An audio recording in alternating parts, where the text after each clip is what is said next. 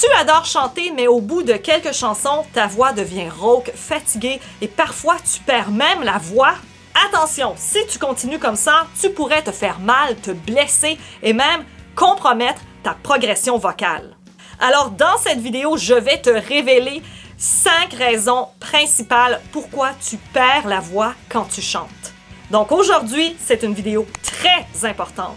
Alors aime cette vidéo, abonne-toi à ma chaîne et c'est parti!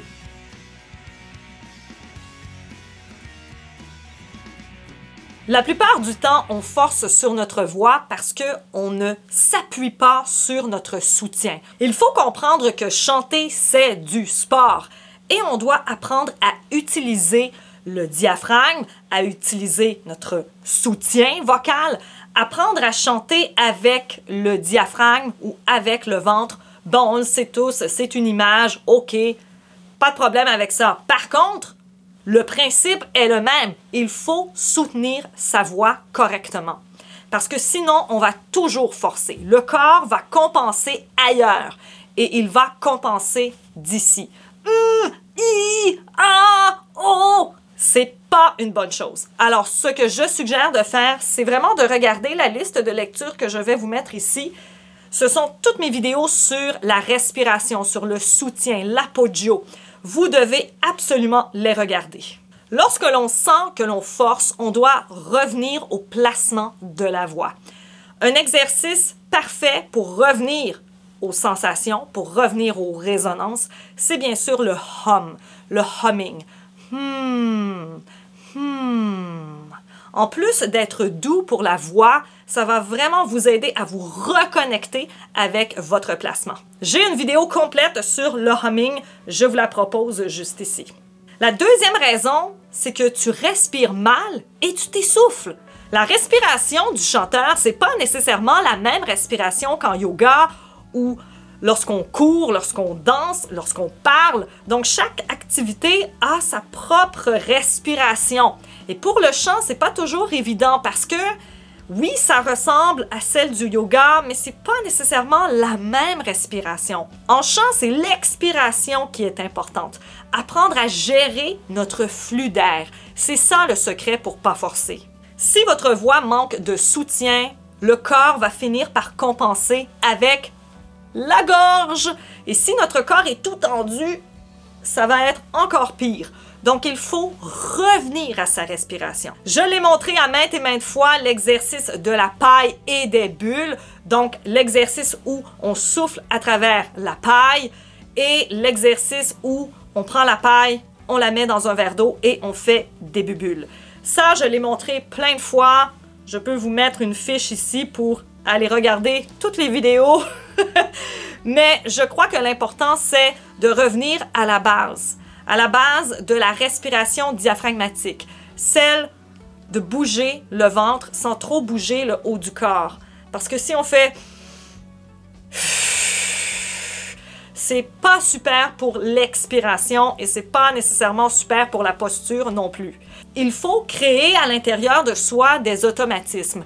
Et c'est là où la technique vocale devient très importante. Ce que vous pouvez faire, c'est de mettre la main sur votre ventre et d'inspirer en gonflant le ventre et à l'expiration, le ventre se dégonfle. À l'inspiration, le ventre se gonfle et à l'expiration, le ventre se dégonfle. Ça, c'est la base. Par la suite, il y aura la respiration 360. Il y aura aussi peut-être, selon votre technique, la technique appoggio. Donc, il y a 1001 façons d'expliquer le soutien vocal et la respiration. Je vous propose une de mes vidéos où j'explique en détail la technique appoggio et comment on fait pour bien respirer en chantant. Là, sur Internet, j'ai vu certains coachs dire que l'échauffement vocal, c'est pas important.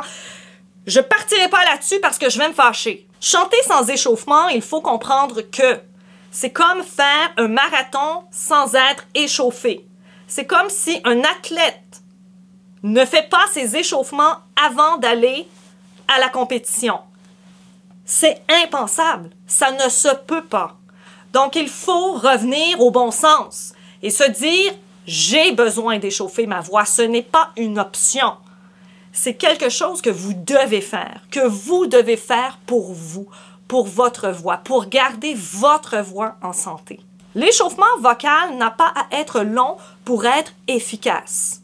Si vous prenez quelques minutes pour échauffer votre voix, je vous garantis que vous allez ressentir la différence. Faire des exercices d'échauffement vocaux, c'est 50% du travail de fait pour éviter la fatigue vocale. Alors prenez quelques minutes, échauffez votre voix et allez chanter vos chansons. La prochaine raison est très importante.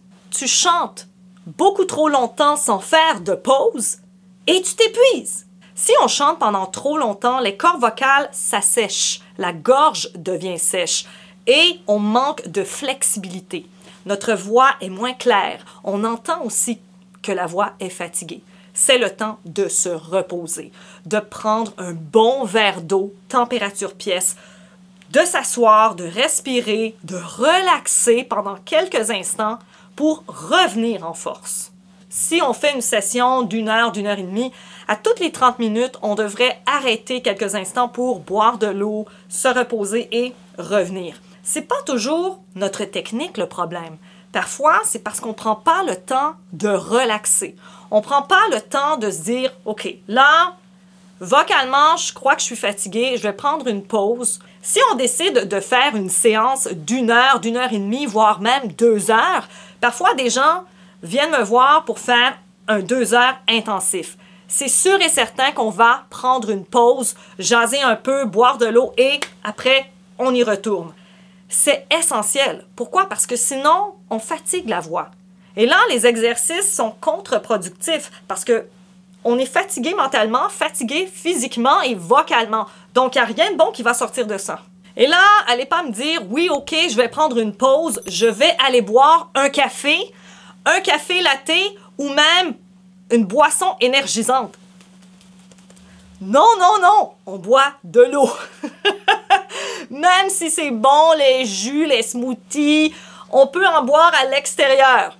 Pas pendant qu'on chante, pas pendant qu'on entraîne notre voix. OK? Tout ce qui est recommandé, c'est de l'eau température pièce. Bon, d'accord, si vous voulez boire une tisane avec du gingembre et du citron, pas de problème. Mais le but, c'est de comprendre que tout ce qu'on boit, tout ce qu'on mange affecte notre performance vocale. Donc, il faut faire attention. La voix est un muscle et il faut laisser le temps au corps vocal de récupérer. La dernière raison, c'est peut-être parce que tu ne places pas ta voix correctement. Il faut penser résonance de la voix et non forçage vocal. Donc, chanter en résonance, ça s'apprend. Mais ça s'apprend avec des vocalises et des exercices pour développer la résonance de votre voix. J'ai une routine parfaite pour vous que vous pouvez faire tout de suite après. Je vous la mets juste ici. Souvent aussi, c'est qu'on se met énormément de pression pour atteindre une note en particulier d'une chanson qu'on a choisie.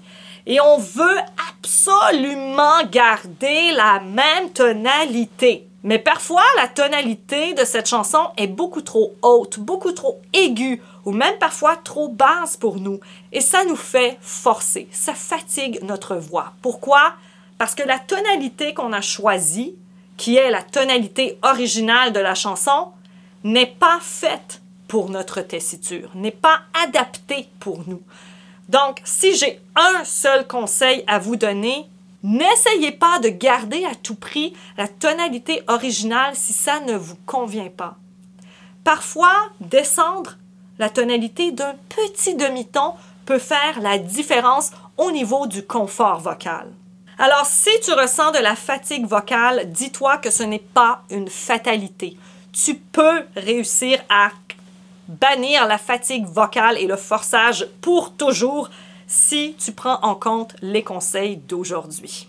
Juste avant de partir, j'aimerais dire un bonjour tout spécial à tous les membres des super athlètes de la voix VIP. Merci infiniment de faire partie de mon fan club. Merci beaucoup.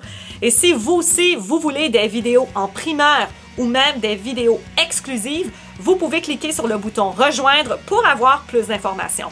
Si vous avez aimé la vidéo d'aujourd'hui, n'hésitez pas à vous abonner à ma chaîne dès maintenant en cliquant sur le bouton abonner Et bien sûr, d'aimer cette vidéo et d'activer la cloche aussi pour ne rien manquer des prochains conseils. Nous, on se revoit très bientôt. écolelavoixchantée.com pour tous les renseignements concernant les cours de chant, le coaching et le bilan. Merci beaucoup d'avoir été avec moi. Prenez soin de votre voix. Bye bye!